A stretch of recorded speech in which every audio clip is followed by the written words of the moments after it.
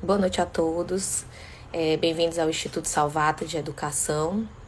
Mais uma live aqui do Instituto, né? A gente está promovendo essas lives desde o início da pandemia, bem no comecinho, lá em março, quando tudo parou. Agora a gente está começando a ter algumas retomadas, mas a gente ainda mantém algumas lives, assim, a gente achou que esse formato é um formato muito interessante para levar a educação permanente, a educação continuada.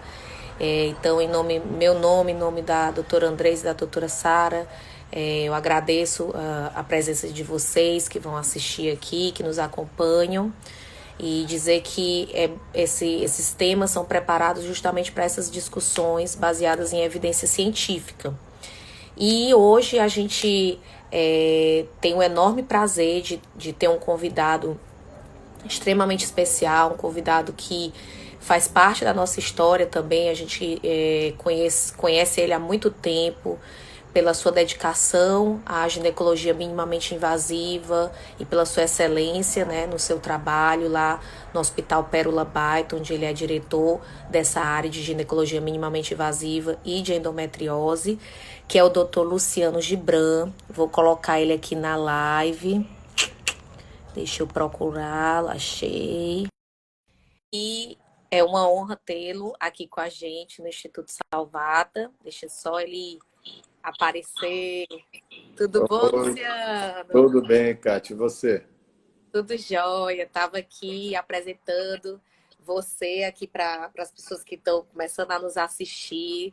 Tem o doutor Luciano Gibran, ele é diretor da ginecologia minimamente invasiva e coordenador da endometriose, setor de endometriose do Hospital Pérola Baito, onde ele faz um curso de esteroscopia cirúrgica, que é muito conhecido, assim, desde a época que eu estava no Sírio, todo mundo já falava desse curso, então eu recomendo demais, porque o doutor Luciano Gibran é um dos maiores especialistas da ginecologia minimamente invasiva aqui do Brasil. E eu tenho a honra de tê-lo como amigo e estar aqui comigo, né, nessa live do Instituto Salvato. Então, muito obrigada, Luciano, por estar aqui com a gente. A honra é toda minha, Catiane. Eu tenho o prazer de estar aqui participando da sua live do Instituto Salvato. Tenho acompanhado o seu trabalho, tudo que você te conheço desde quando tive a oportunidade de ser seu professor na pós-graduação do Hospital Sírio-Libanês Sim. e tenho visto você evoluir e crescer maravilhosamente na sua profissão. E isso é muito gratificante para quem é um pouco mais velho, né? Então, Eu ver os egressos se tornarem grandes profissionais é maravilhoso. Tá Que bom? bom. Uma honra Eu estar que aqui com você. me sinto agora privilegiada, né? Assim, eu conheci ali lá atrás no Sírio, mas a gente se encontra em IRCARD, né? Em tantos outros lugares. E a gente tem as oportunidades de sempre trocar experiências e trocar ideias, né? E a gente compartilhar isso é que é muito importante também. Então, muito obrigada por tudo. E hoje a gente escolheu um tema muito interessante, né? Que é o tema sobre endometriose ureteral, que é algo que a gente não fala tanto no dia a dia, mas uma doença meio que silenciosa, né? Então, a importância de falar desse tema é muito relevante, né, doutor Luciano? É muito relevante porque a endometriose ureteral ela não tem um sintoma clínico específico. Então, a paciente não tem não sente que a doença está acometendo. E muitas vezes, quando ela é descoberta, já é um processo que o rim já teve uma disfunção. Ele pode ter Exato. sido comprometido por conta dessa falta de conhecimento do próprio sintoma da doença, né? Uma questão até hoje as mulheres têm uma consciência corporal, né? Hoje as mulheres têm uma consciência muito maior do seu próprio corpo. Porém, uma doença que não tem uma manifestação clínica específica fica difícil até para quem se conhece, tem uma noção, um autoconhecimento maior. Então, realmente é uma doença um Exatamente. pouco traiçoeira, né? Eu acho uma doença traiçoeira e perigosa, né? Porque perder um rim não é algo fácil, né? É uma situação muito delicada e isso pode acontecer nas pacientes que têm endometriose ureteral, se não forem diagnosticadas a tempo. Exatamente. E aí, para discutir esse assunto, a gente escolheu um artigo que foi até proposto pelo Dr. Luciano Gibran, que é sobre endometriose ureteral, uma revisão sistemática que fala tanto da parte epidemiológica, a patogênese, até o diagnóstico e o tratamento, né? Então, essa revisão, ela é uma revisão bem completa, que foi possível ser feita porque, como é um assunto muito restrito, não tem tanto artigo científico sobre isso, né? Então, eles conseguiram discorrer dentro de uma revisão sistemática vários assuntos relacionados à endometriose ureteral. E foi publicada numa revista de alto impacto, né? Que é a Human Reproduction. Então, é uma revista boa com um tipo de artigo muito bom, que é uma revisão sistemática, né? Exatamente. Eu acho, bom, na verdade, é uma revista de altíssimo fator de impacto, né? Human Reproduction Update. Ela hoje é vista como, acho que talvez o maior fator de impacto da ginecologia. E a revisão sistemática, ela tem e a Human Reproduction tem um rigor editorial extremamente importante, né? Eu tenho essa experiência que eu publiquei o meu doutorado na Human Reproduction e sei o quanto eles são categóricos para aceitar um artigo científico. Então, essa Exato. revisão, eles acabaram, depois de excluir, tem todo o critério de elegibilidade para cada tipo de artigo científico que foram escolhidos, selecionados, né, para poder fazer essa revisão, e eles começaram com 474, não, 659 artigos Isso, nas palavras-chave que eles cruzaram, e exato. depois fizeram a fase de screening, foi diminuindo para 474, depois para 124 e acabou ficando com 57 artigos, 67. né? Exato. 67 artigos.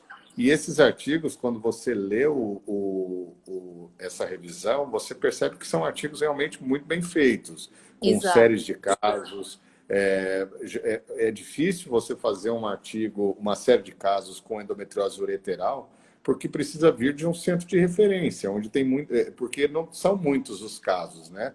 A Exato. prevalência, a incidência da doença, ela não permite fazer uma série com uma quantidade muito grande de casos. Então, nessa Exatamente. revisão, a gente vê séries com 60, 100 casos, mas também com 50, 30, que eu acho que são números bons que permitem que a gente faça uma análise, um entendimento dessa doença. Exato. Então, eles conseguiram, né, dentro da metodologia da revisão sistemática, que é difícil, né? Quando a gente vai fazer uma revisão sistemática, a gente vê o quão difícil é. Que é completamente diferente de uma revisão simples, né? Que você, como autor, vai pegando alguns artigos e vai escrevendo sobre aquele tema. Esse não, tem muitos critérios, né? Então, eles usaram um critério chamado Prisma para poder seguir estritamente esses critérios. Dois autores, eles ficavam revisando, tinha um terceiro que julgava, e até chegar esse número de 67 artigos. E dentro desses 67 tem desde de estudo randomizado até série de casos, porque se eles incluíssem a série de casos, iam ser muito poucos artigos, né? Então, como eles queriam abranger muito bem todo o início da doença até o final, ou seja, da epidemiologia até o tratamento, eles precisariam de dados importantes e relevantes para poder discutir sobre isso, né, doutor Luciano? O estudo randomizado é a nossa maior fonte de ciência de alto nível, né?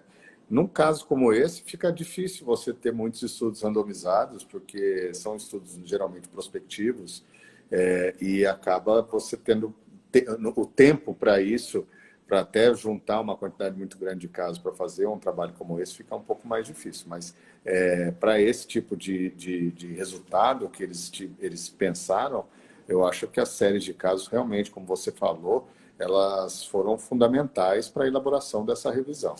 Ficou muito interessante. É um artigo que eu tive a oportunidade de ler há pouco tempo e me apaixonei por ele, sinceramente. Eu acho que ele traz muitas informações E ele é muito bem relevantes para a gente. escrito, né? Assim, ele é muito bem escrito, né? Então, ele é didático. É um artigo que a gente recomenda para quem quiser ler. Assim, eu vou até disponibilizar lá no site do Instituto para quem quiser baixar. mas é um artigo muito interessante porque ele é didático, né? E daí ele começa falando sobre o que é endometriose e as relações da endometriose com essa parte da endometriose que é a endometriose ureteral, né? Então ele vai desde do todo até chegar na ureteral, né, Luciano? Exato, exatamente. Eu acho que a gente pode ir na sequência, né, Cati? Isso, Já que nós estamos aqui diante do artigo, né? Eu estou olhando para ele aqui. isso. Então, acho que vale a pena a gente mencionar algumas coisas sobre isso, né? É, existe o termo endometriose do trato urinário, né? Quando se Exato. fala de trato urinário, não é apenas o ureter. Nós vamos ter a bexiga, o ureter, o rim e a uretra, né? E é interessante porque ninguém lembra do rim e da uretra quando se fala de endometriose, de Sim, tão raro que é essa ocorrência, né? Essa situação. Mas vale a pena mencionar. E o artigo menciona muito bem. Aqui ele separa nessas proporções, né, a incidência e a prevalência dessas situações e mostra que é uma prevalência bem pequena desse tipo de situação. isso. Aqui O ele me diz principal que é a bexiga, né? é a Quando a bexiga. gente vai para o A trato bexiga é urinário, muito né? frequente, muito mais frequente. E quando ele fala da patogênese da doença, já que a gente pode falar assim, não obrigatoriamente transcorrer, correr na sequência, mas eu acho que vale a pena comentar isso. Na patogênese da doença, quando se pensa na como aquela endometriose surgiu, a endometriose da bexiga ela é mais frequente do que a do ureter por conta da Sim. força da gravidade. Eu achei interessante isso, né? Exato, Porque a achei também. bexiga fica na região mais inferior da pelve e central. Então, a Sim, menstruação retrógrada, se a gente for olhar para aquela questão da patogênese da endometriose, aquela quantidade de, de menstruação retrógrada, de fluxo menstrual, fica depositado ali, permitindo, ali na frente da bexiga, na reflexão, no sim, compartimento anterior, permitindo que forme um foco de endometriose ali. Como o ureter fica nas paredes laterais, ele acaba tendo mais dificuldade de parar ali aquela menstruação retrógrada e porque ela acaba descendo para o fundo de saco posterior, onde está sim. lá o intestino e outras, o septo reto vaginal. Certo. Uhum. E ele até Ah, fala, né, nessa hora que é interessante que aparentemente é mais unilateral, né, quando é acometido o ureter, e é muito mais à esquerda do que à direita, que talvez seja por esse processo de proteção, entre aspas, do colo, né, dali do sigmoide com o colo direito, do que realmente outra explicação. Então, mais uma vez, a menstruação retrógrada vendo aqui como uma força maior nessas causas, né? exatamente, na patogênese, né? A patogênese. Porque o sigmoide ele vai acabar, como ele está do lado esquerdo, vai acabar represando o fluxo menstrual ali naquela região da fossa ovárica, né? Uhum. Da parede lateral da pelve, onde passa o ureter, e facilitando a formação de endometriose do lado esquerdo, que os estudos mostraram que é muito mais frequente do lado esquerdo do que do lado direito. Do E lado muito direito mais frequente ela ser unilateral do que bilateral. do Essa que é do algo lado. interessante também. Outra coisa que me chamou a atenção, Kat, na questão da patogênese, é uma coisa que eu não tinha lido ainda, é a causa iatrogênica dessa endometriose, que estaria Sim, relacionada a pacientes com cirurgias uterinas prévias, né? exato. Que eles encontraram esse achado. Alguns estudos mostraram que a paciente com cirurgias uterinas prévias teria uma incidência maior, né? Porque leva endométrio para fora da cavidade uterina de forma iatrogênica, pelo ato cirúrgico em si, né? Sim. Achei interessante também. É As que duas outras teorias seria a teoria dos restos millerianos, retroperitoneais, que é uma coisa um pouquinho mais complexa da gente explicar, né? Mas vem da gênese embrionária, né? sim, Que poderia ficar um foco como se fosse um mini útero ali, que eles chamam de adenomiose, porque sim, tem músculo liso, fibrose, glândula e estroma nessas situações de endometriose profunda, e a teoria de disseminação por corrente sanguínea ou linfática, né? Seriam as Sim. teorias possíveis para isso. Além, eles também citam um pouco dessa história de como a endometriose invade, né, esse tecido ureteral, porque eles meio que dividem em dois tipos, né, a intrínseca e a extrínseca. E a extrínseca é muito mais a fibrose ao redor, as lesões ao redor do ureter, onde o caminho do ureter passa, ou seja, lesões acometendo o paramétrio, lesões acometendo a fossa ovariana, do que o do ureter em si. Então, a extrínseca parece ser mais comum do que a intrínseca. E a intrínseca muito mais relacionada a esse processo de invasão, né? Que a gente tão bem sabe e vê e estuda, que é uma tendência na patogênese, é saber que tem algumas citocinas, algumas alterações de processo inflamatório, mas também de processo de invasão tecidual, né? E isso também aparece aqui na endometriose ureteral, né? Exatamente. Eles mencionam mais para frente no artigo que muitas vezes, acreditando ser uma doença intrínseca, acabam fazendo uma cirurgia mais radical e quando vão para a análise histopatológica descobrem que não havia de fato glândula e Isso. estroma no tecido muscular ou mesmo na mucosa do ureter, e sim apenas reação inflamatória crônica, né? Que promoveu aquela estenose e a dilatação montante, fazendo a hidronefrose. Então, isso é algo realmente muito interessante mesmo. Até uma das pessoas aqui, o doutor Homero, falou isso, né? Que muitos acham que só existe a endometriose ureteral extrínseca, comprimindo o ureter, mas não acreditam na endometriose ureteral intrínseca, na mucosa ureteral. Aí qual era a nossa opinião? Assim, qual é a sua opinião em relação a isso, Luciano? Você Primeiro, quero pensa parecido? agradecer a presença do Dr. Homero, que é uma Sim. pessoa muito querida por todos nós, e tem uma experiência muito grande por conta dos anos de laparoscopia, né? Um dos pioneiros no Brasil. Então, eu penso parecido com ele, né? É difícil.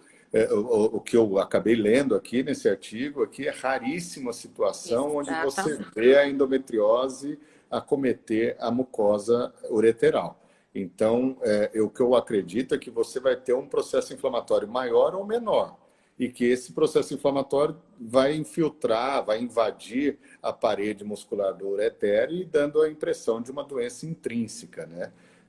Talvez a gente tenha que pensar mais no comportamento da doença, e não especificamente se ela veio de dentro para fora, porque realmente a sensação que dá é que ela vai sempre de fora para dentro, como é a endometriose intestinal.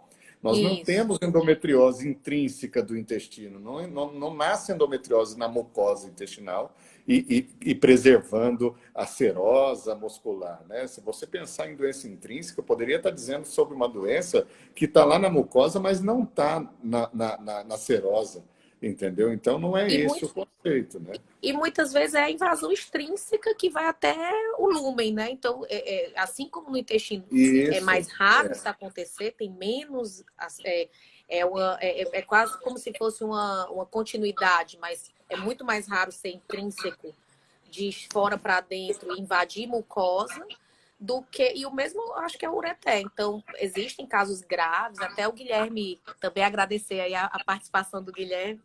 Até ele colocou aqui, né, que já teve uma biópsia de pólipo ureteral feita por uma uretroscopia e que deu endometriose. Então, será que não era uma endometriose extrínseca invadindo até o lúmen, né, e formando ali um pólipo ou uma lesão endometrial associada? Então, é muito mais Eu comum, acho né? que essa é a probabilidade maior. Eu acredito que se pensarmos, eu acho que esse é o correto de se pensar. É uma Exatamente. doença extrínseca que infiltrou a ponto de chegar à mucosa.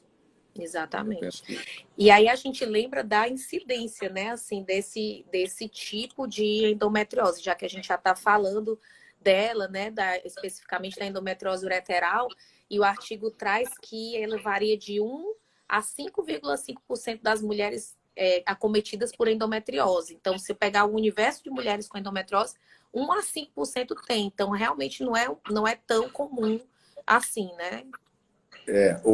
No caso, 1 a 5,5, eu vou falar sobre isso porque eu estou olhando aqui para o artigo, Sim, Kati, é da endometriose do trato urinário, né? isso, E para a incidência da endometriose de uretério especificamente é de 0,01 a 1,7 nas mulheres com isso, endometriose.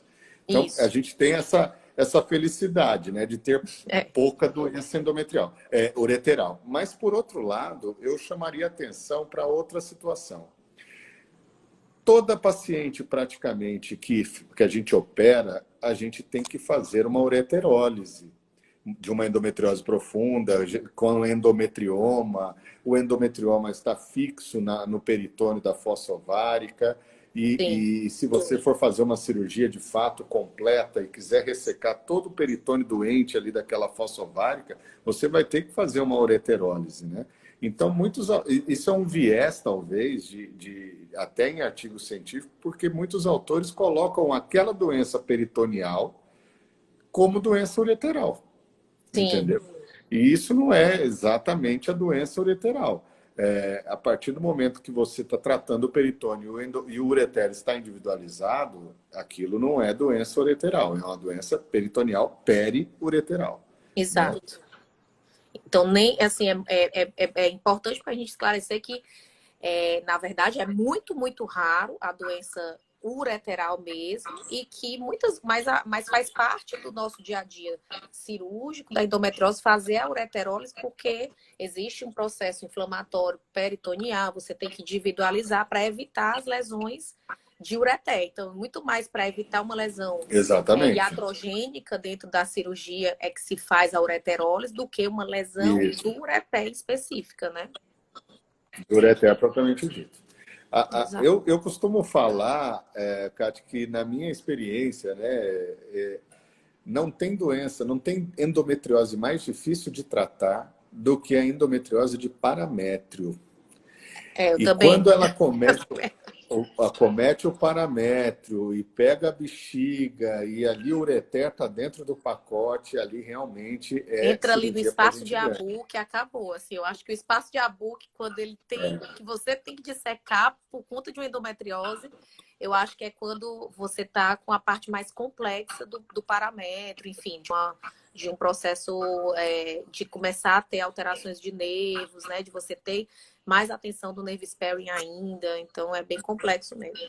Eu acho que o E paramétrio é o tem que também mais. a artéria uterina, a veia uterina, aquilo Exato. ali pode promover também um sangramento profuso, a gente vai acabar coagulando mais do que o necessário, tem os nervos, então realmente é uma doença muito complexa essa situação quando acomete o paramétrico. E mais para frente nós vamos voltar a falar disso quando for falar do tratamento cirúrgico, né? É, Mas é isso. Então, agora, o que você acha da gente falar um pouquinho sobre a questão da sintomatologia, que eu acho que também sim, não tem. O que me chama atenção na sintomatologia, né, a ponto de diagnóstico, é que a doença ureteral ela não causa um sintoma específico, como eu falei. Porém, sintomas inespecíficos podem chamar atenção, como a questão da cólica menstrual, dor pélvica crônica e a dor lombar, né, que podem chamar atenção. Não especificamente dizer que aquilo clinicamente é uma doença ureteral. sim. Outra situação é no exame físico, né? Toda vez que for fazer o toque, o ginecologista deve fazer o direcionamento do toque para o paramétrio. Eu acho fundamental. Eu sempre que eu vou examinar, eu faço o toque primeiro. Eu tento tocar os ligamentos uterossacros e depois que é a região retrocervical, e depois eu vou para o lado para tentar entender o que está acontecendo com aquele paramétrio. Sim, Ali eu já sei qual vai ser o nível da minha dificuldade cirúrgica exatamente. quando eu for operar, entendeu? Então, acho que isso é algo muito importante de ser mencionado Se para que avaliar. ninguém seja pego de surpresa, né? E aí vem a Exato. questão Você quer fazer algum comentário dessa questão Não, clínica? o que eu tinha pensado em comentar é justamente o que ele fala, assim, que não é relacionado com sintoma urinário. Então, diferente da bexiga, que a gente tem Exato. mais Muito bem colocado. relação com alterações urinárias, como uma urgência, um aumento da frequência urinária, às vezes uma disúria, estão relacionados mais com sintomas de endometriose vesical e que, querendo ou não, realmente é a mais comum do trato urinário. O ureter não, o ureter ele parece mais silencioso. E aí, quando ele faz. É o único sintoma urinário que ele comenta que parece estar mais relacionado ao ureter é a hematúria cíclica, né? Que mesmo assim tem que entrar no diagnóstico diferencial de diversas doenças do trato urinário. Então, é Exato. importante demais quando a gente tem uma hematúria cíclica ou não, complementar o diagnóstico, então não pensar só na endometriose, mas complementar com outros exames, né, com uma anamnese também mais voltada para o diagnóstico diferencial dessas doenças que causam hematúria. Exatamente. Isso é muito importante mesmo. Inclusive, quando você tem também sinais de hidronefrose e de Exato. obstrução, de estenose ureteral, sempre pensar também numa possibilidade de uma causa não ginecológica, uma causa como litíase, linfadenomegalia pélvica, algum outro processo neoplásico, que possa estar causando esse tipo de obstrução. Isso é um pensamento muito importante. A gente tem que pensar sempre em outras causas mesmo de situações. A hematúria, a endometriose de bexiga, ela é interessante porque é a situação onde o sintoma clínico é o mais patognomônico, é o Exato. mais correlacionado, né? A paciente que tem Exato. disúria cíclica, é meio que certo quando ela apresenta esse tipo de sintoma, disúria cíclica, hematúria cíclica, que você vai ter uma endometriose vesical.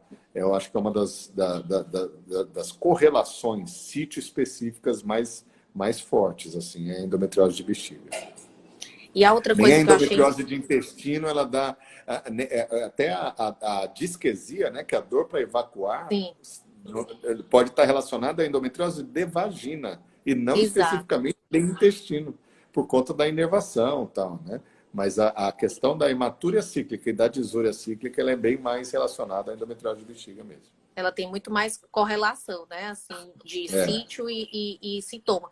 E o que eu achei interessante isso. também é lembrar que é raríssimo, eu acho que eles nem comentam no artigo, eles comentam dizendo que não existe. É muito, muito, muito, muito raro uma endometriose só de ureter, né? Então, a maioria Isso. das vezes, a endometriose ureteral está relacionada com a endometriose profunda de outros sítios, né? Quer seja vaginal, quer seja intestinal, parametrial, principalmente, e com o endometrioma, né? Então, ela tem essas duas grandes relações, né? Então, esquece se for sozinho. Sozinho, vamos pensar em outra coisa, né? Então, a gente tem que pensar Exatamente. que existe uma endometriose profunda. Então, muitas vezes o que acontece é vir uma paciente com uma hidronefrose no ultrassom de vias urinárias, que não é cálculo, e aí você, poxa, o que será, né? Então, a partir desse exame é que às vezes você tem que vir retrospectivamente, perguntando, indagando por conta desses sintomas que são inespecíficos, que são de dismenorreia profunda, às vezes de dispareunia, e daí você vai correlacionando com o fato, né? Mas é É. importante lembrar que se a gente está investigando uma endometriose, pensando na endometriose ureteral, você tem que pensar nos outros tipos e por isso a importância do mapeamento, né, e dos outros exames. A endometriose por si só já é uma doença multifocal, né? Seja ela onde for. Dificilmente você vai chegar numa cirurgia e vai ter um foco de endometriose único, né? Então, quando o autor coloca aqui, eu não me lembro aonde, não vou conseguir achar aqui nesse momento, mas ele coloca correlação, como você mencionou, com endometrioma de 60%, Isso, de endometriose ureter, com endometriose eu tô olhando aqui. de vagina é 50, com endometriose de Isso, intestino 60. É exato, altíssima a correlação, né? exatamente. E aí ele até fala também da posição, né? Que é muito mais comum você achar no terceiro segmento distal do ureter, né? Ali 3 a 4 centímetros, quase chegando ali na junção com a Exato. bexiga. Então, o mais comum é no paramétrio, né? Então, vamos combinar que o mais comum é estar ali perto do paramétrio, que corrobora com alguns autores, né?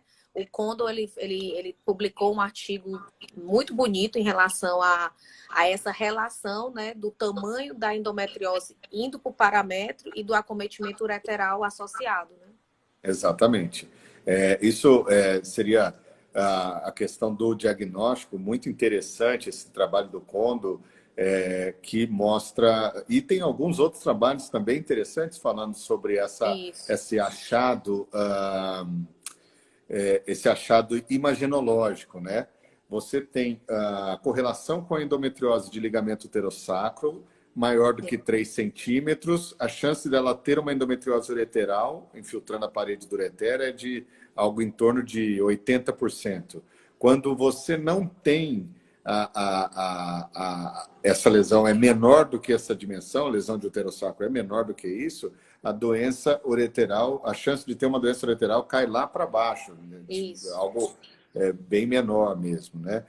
Outra situação que foi colocada na questão do diagnóstico é a circunferência, Cátia, da lesão.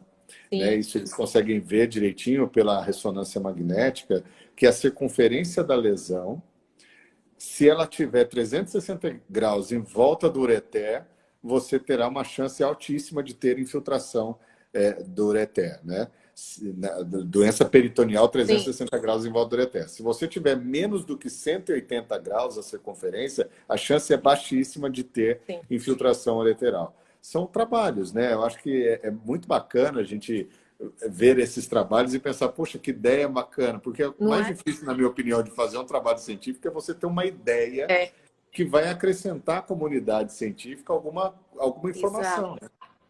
Exatamente. E ele fala até assim que nesse trabalho, né, que era falando do diagnóstico e como dar o diagnóstico na ressonância, ele até faz critérios, né? Então vai desde o mínimo até o mais grave, e aí para ajudar você como cirurgião a entender qual vai ser o tipo de cirurgia, explicar para a paciente que tipo de cirurgia é aquela, porque pode ser uma cirurgia bem tranquila, mas pode ser até um reimplante ou até uma exclusão renal, né? Então é importante a gente saber o grau daquilo para poder programar o tratamento cirúrgico, né? Exatamente. E é um tratamento cirúrgico extremamente delicado, vamos combinar, né? Porque você indicar uma nefrectomia é algo que você precisa ter muito respaldo para poder indicar que você precisa retirar o rim. Então, na parte de diagnóstico do artigo, ele mostra bem quais são os exames que nós temos hoje, e a cintilografia entra como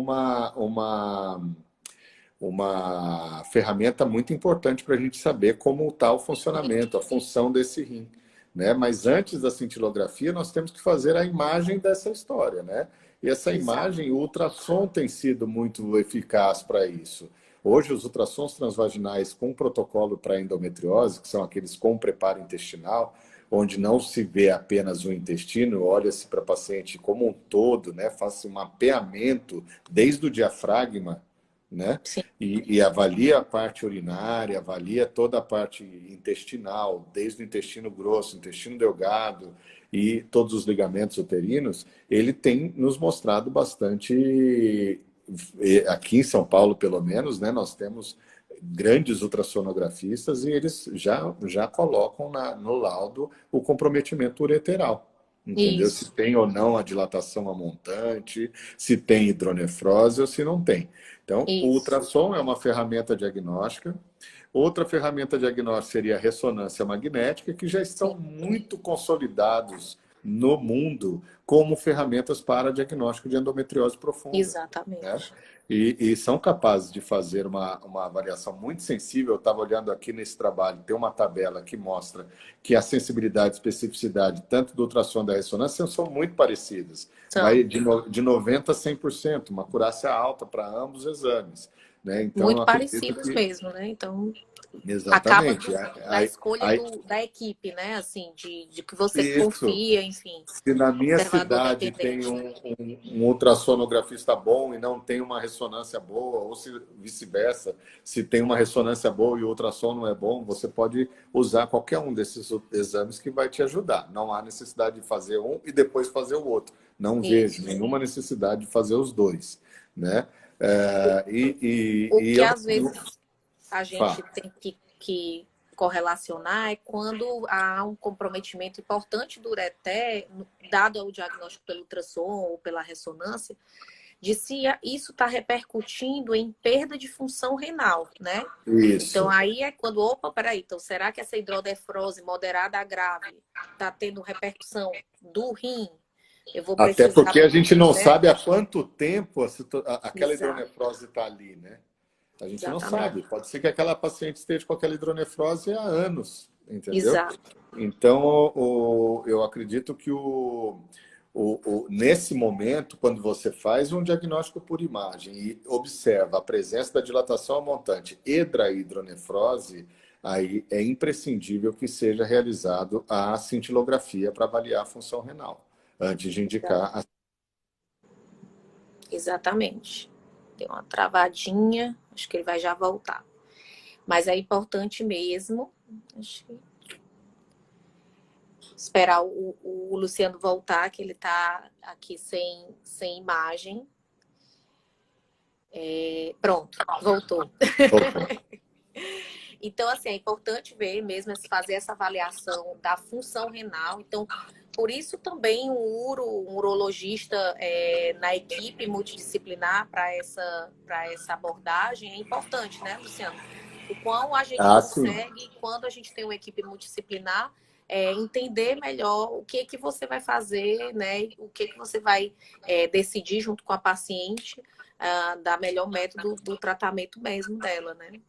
Exatamente. E aí, eu acho que nós estamos indo já para os minutos finais aqui, né? Não sei, ainda faltam 20 Não, minutos, mas de qualquer maneira.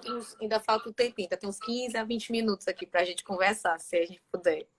Então, Mas aí a gente vai falar um eu pouco acho do que. tratamento, né?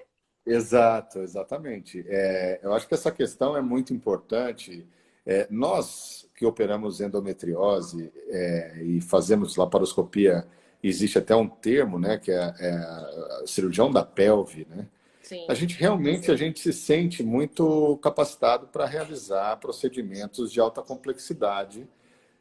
Porém, a gente não pode, de modo algum, esquecer do conceito da multidisciplinaridade, né? sim, Porque o urologista, ele é o profissional que está habituado a tratar de ureter, de bexiga, de função renal, de rim, etc, entendeu? Então, eu acho que essa união, essa junção dos dois profissionais, o profissional que está habituado a trabalhar, a operar endometriose, e o urologista, porque o urologista tem menos experiência em endometriose do que sim, nós. Nós temos mais experiência. Então, sim, essa junção de experiências, né, de doenças urológicas, de um modo geral, com a endometriose, cirurgia de endometriose, acaba gerando um resultado muito satisfatório e seguro para a paciente. Eu acho que, sim. assim como no intestino a gente também prega a multidisciplinaridade, eu acredito que no ureter também devemos trabalhar com o urologista ao lado. Exatamente. E aí a gente parte para o tratamento, né? Logo de cara, o artigo já traz que o tratamento clínico não é tão indicado quando a gente tem uma estenose ou quando a gente tem uma hidronefrose de ureter, não é isso? Eu acho até que ele é proscrito, Exato. sinceramente. Tratamento clínico numa paciente com estenose e hidronefrose, eu acho que não deve nem pensar nessa possibilidade. Eu acredito que a partir do momento que já tem uma lesão estenosante, já tem que começar a programação da cirurgia. Não tem Exatamente. escolha. É tratamento cirúrgico mesmo. Você pode até ter uma lesão periureteral, que você queira acompanhar fazendo uma medicação, um tratamento clínico, mas acompanhando com o exame periodicamente, depois de 6 meses no máximo, para ver se essa lesão está já causando uma estenose ureteral. Mas eu recomendaria o tratamento clínico apenas nessa condição, de ser periureteral. Mas se Ou já tem... preparatório para a cirurgia, né? Exemplo, eu tô com muita dor e vou ainda fazer exame diagnóstico, enfim, você vai ali melhorar o quadro clínico, mas não Sim. como um tratamento, né? E sim como uma Não, melhora, né? exatamente. Assim, Até porque o tratamento clínico ele só melhora o sintoma, ele não tem Exato, nenhum tratamento clínico que cure a endometriose e faça com que ela desapareça de dentro do corpo da paciente, né? exato. Entendeu? Então, isso é que é o mais importante. Então, quando a endometriose é ureteral, ela já já pensa-se num tratamento cirúrgico e não só um clínico acompanhando ali com imagem, né? Então, a gente tem que Exato. já ser um pouco mais agressivo, ou seja, já indicar a cirurgia para evitar um dano renal, né? Exatamente, eu acho que é imediato, indicação imediata de cirurgia como prevenção de disfunção renal e perda renal, né? Não dá para pensar, não dá para perder tempo. Aí, os tipos de cirurgia, né? Nós temos Exato. 3 tipos de cirurgia para essa situação. A primeira é a ureterólise, né? Ureterólise, que é soltar o ureter da doença peritoneal, que é a doença que vem chegando para dentro do ureter, né? Pena que nas lives não dá para a gente mostrar vídeo de cirurgia. Tem É, né? uma ureterólise linda que nós fizemos há mais ou menos uns 4, 5 meses atrás, no começo do ano. E a gente foi muito feliz porque quando a paciente tinha uma dilatação montante, tinha estenose, e na hora que a gente solta a doença, a gente faz uma espécie de um shaving no ureter. O ureter dela parece, você consegue ver na imagem certinho o momento em que ele Que se libera livra. aquela estenose e a urina passa, assim, sabe? Que É muito legal. bacana a imagem. Muito bom. Então, isso é uma situação muito boa, né? Então, resolver o problema com ureterólise é sempre uma boa ideia, né? Uma boa proposta cirúrgica. Porém, nesse trabalho, mostra que a literatura tem várias situações onde a ureterólise não resolve o processo de estenose.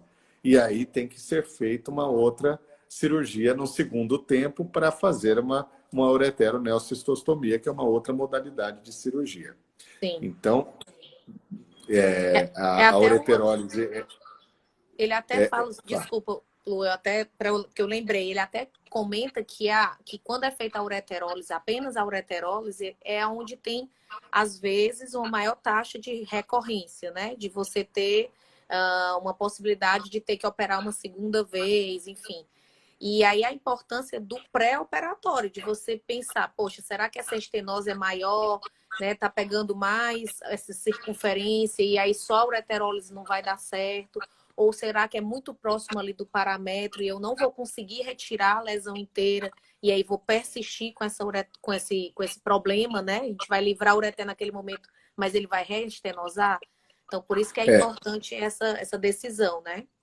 eu penso que as lesões de ureter que estão muito próximas do parâmetro não são as boas para a realização de ureterólise. Eu acho que Exato. aquela que está, se você optar por fazer ureterólise nessa lesão que já está chegando no parâmetro, o risco de você deixar a doença é muito grande. Muito alto. Então, a lesão de ureterose seria para aquele terço médio ali, um pouco mais alto, logo após a borda pélvica ali, o cruzamento da ilíaca interna.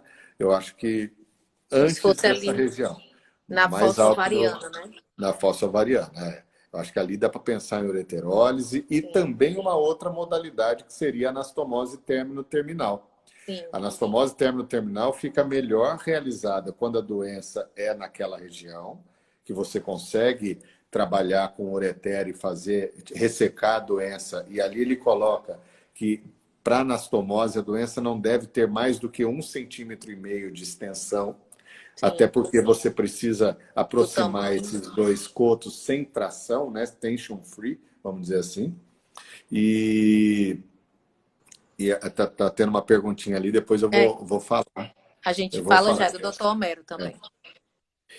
Era sobre duplo J, né? Alguma coisa sobre Isso, duplo J. se quando a gente vai trabalhar tão junto do ureter, ou seja, fazendo ureterólise, né, enfim, coloca-se o duplo J antes ou só depois? Ou não coloca?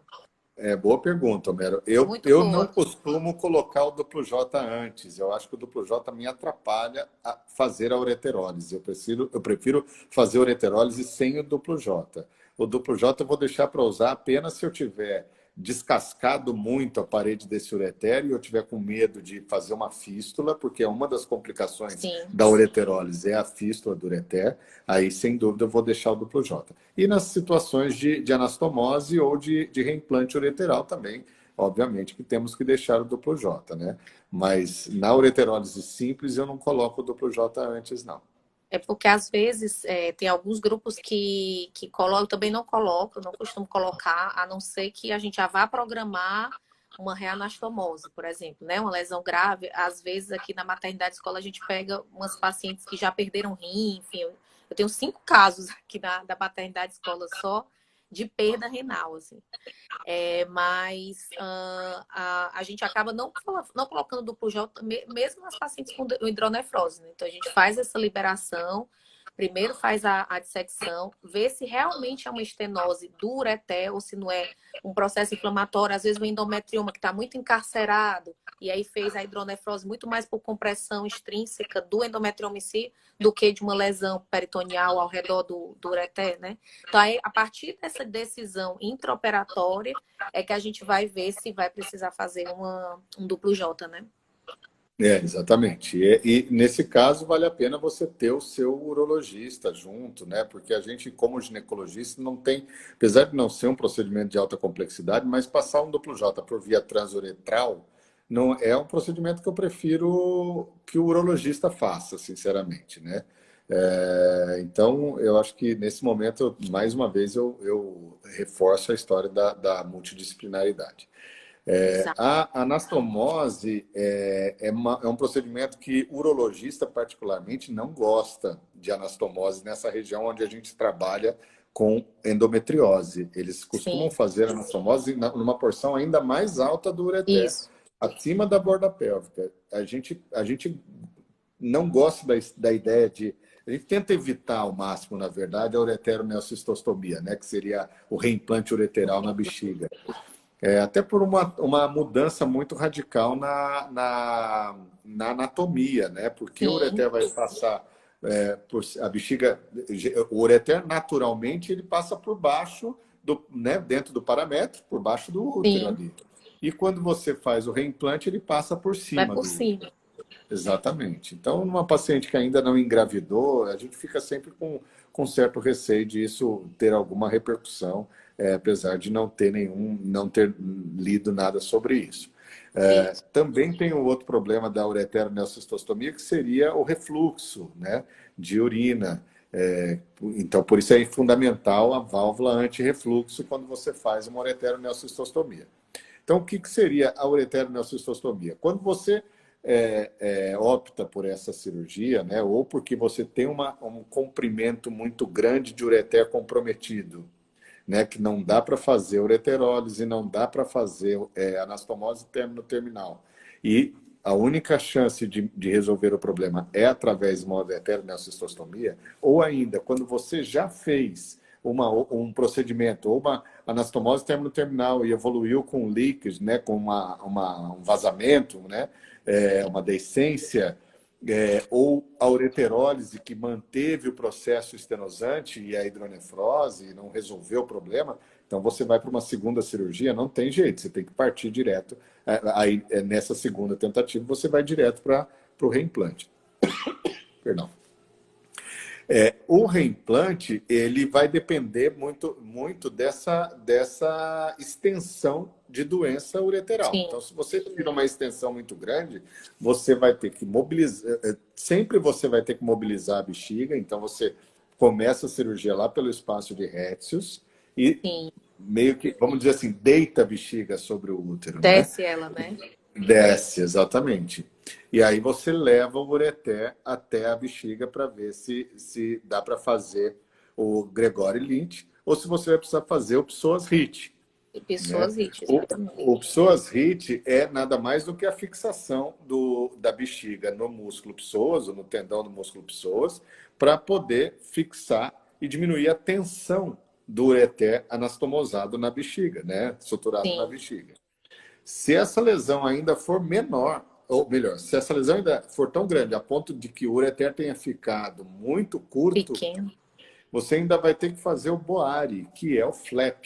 Você vai ter que abrir a bexiga de uma forma que você vai fazer uma Meio que faz extensão da assim, né? bexiga. Exato. Exatamente. Ela vai Né? indo até chegar no local. Até chegar. Você tem que fazer a bexiga chegar no ureter, já que você não consegue fazer o ureter chegar na bexiga. Então, são cirurgias realmente complexas para o urologista gosta de fazer essa cirurgia geralmente por laparotomia, não é uma cirurgia que eles gostam de fazer por laparoscopia.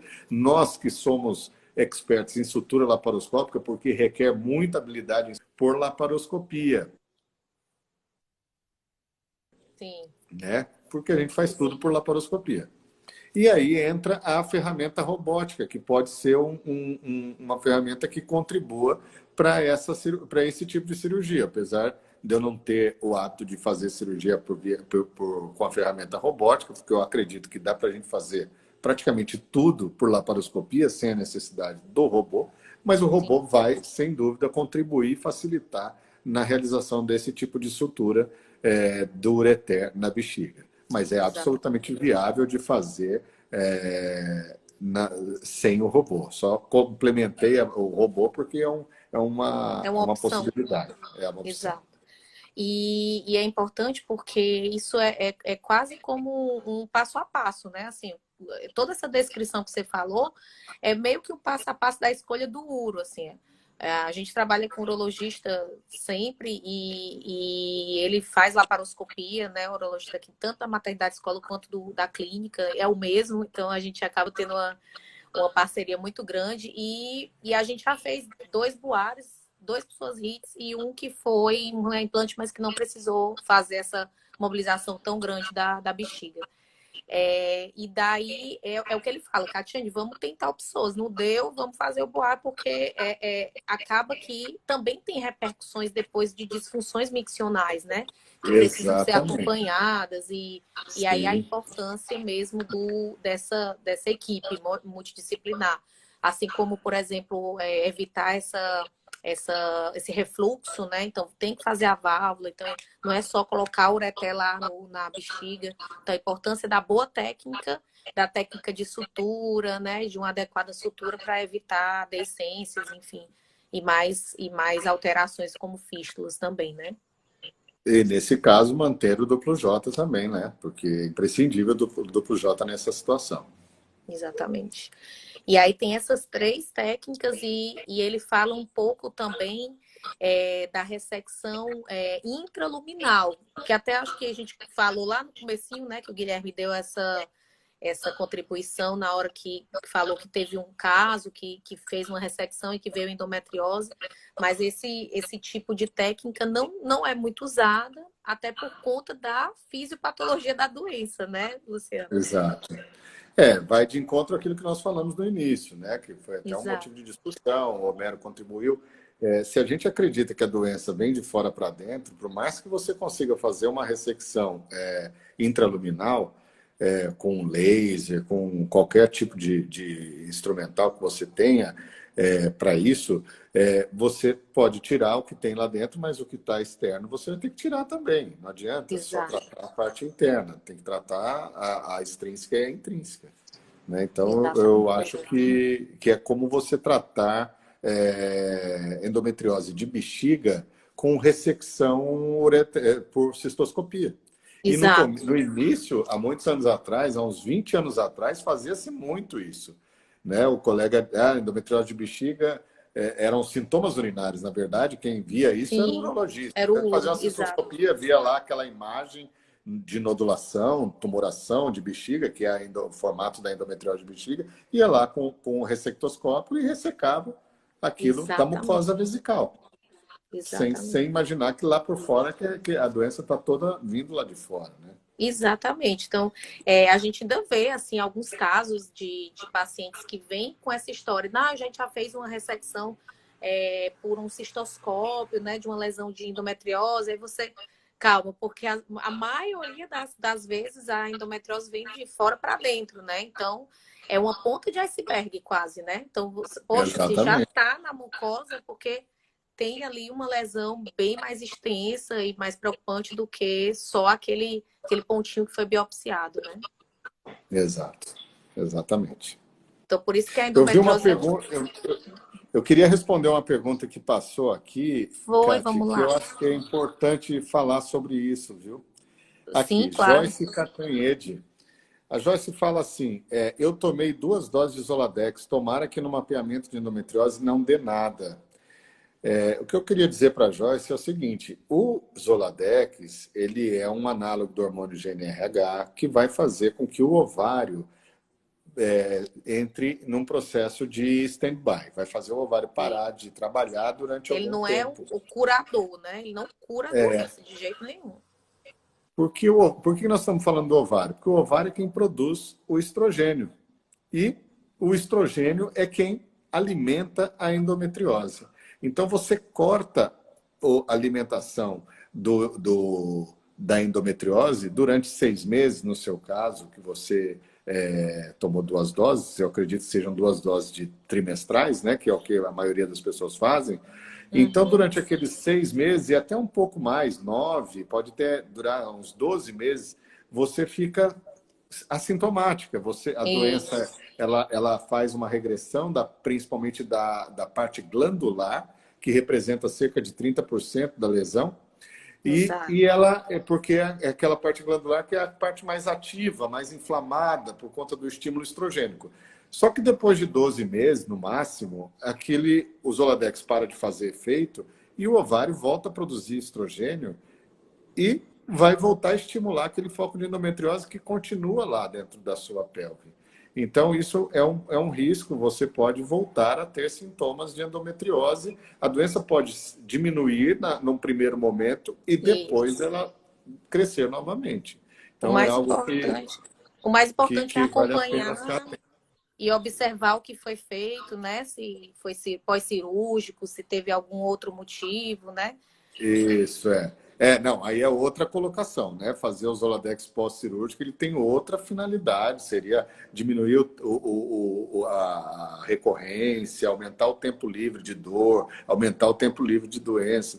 Tem outra conotação a dose pós-operatória, né? É. Que é algo que também hoje tem uma certa polêmica, faz ou não faz a dose pós-operatória. Tem muitas pessoas que são rigorosas em fazer em todas as cirurgias, antes a gente fazia em todas. Hoje em dia a gente avalia se há necessidade ou não Isso. de fazer, porque o Zoladex é uma medicação que causa efeitos colaterais, que pode diminuir a densidade mineral óssea, dá sintomas desagradáveis, como ondas de calor, irritabilidade, insônia.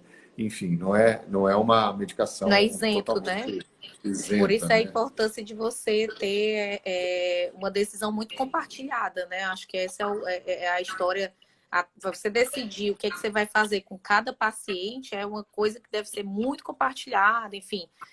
Mas o mais importante, eu acho que dessa mensagem é que o Zoladex ele não é a nossa primeira escolha para tratamento clínico, né? Então, se a É, gente for tratar clinicamente o paciente, eu não vou pensar em cirurgia, vou fazer tratamento clínico.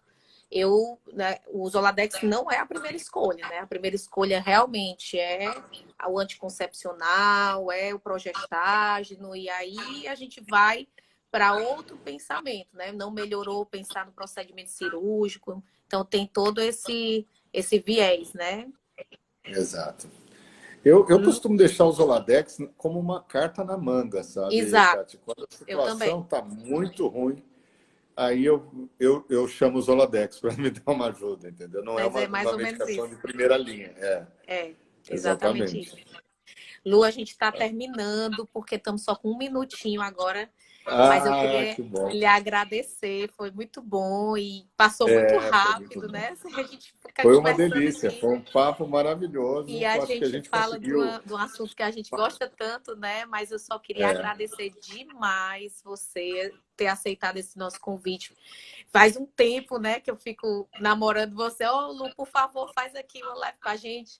E aí você arranjou esse tempinho e eu só tenho a agradecer demais, demais, demais por essa programação, dizer que o Instituto está de portas abertas. Espero que os nossos cursos, nossos encontros, você esteja aqui presente com a gente, de maneira Será virtual um ou de prazer maneira imenso. presencial, mas